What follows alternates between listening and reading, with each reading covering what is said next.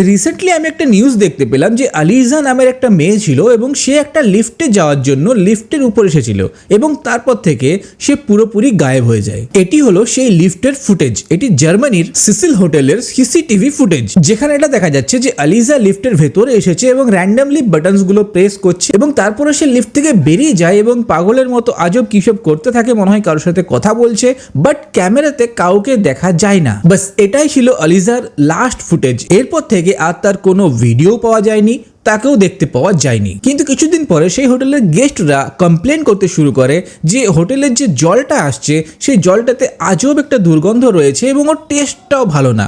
So এটা যখন investigate করা শুরু হয় তখন হোটেলের কর্মীরা একদম ইনভেস্টিগেট করতে করতে যখন ছাদের ট্যাঙ্কিতে পৌঁছায় তখন তারা দেখে যে সেই ট্যাঙ্কিতে রয়েছে আলিজার ডেড বডি এবং সে কোনো জামা কাপড়ও পরেছিল না। এবার আলিজা ওইখান পর্যন্ত পৌঁছালো কি করে, তার সাথে কি হয়েছিল এটা কেউ জানে না।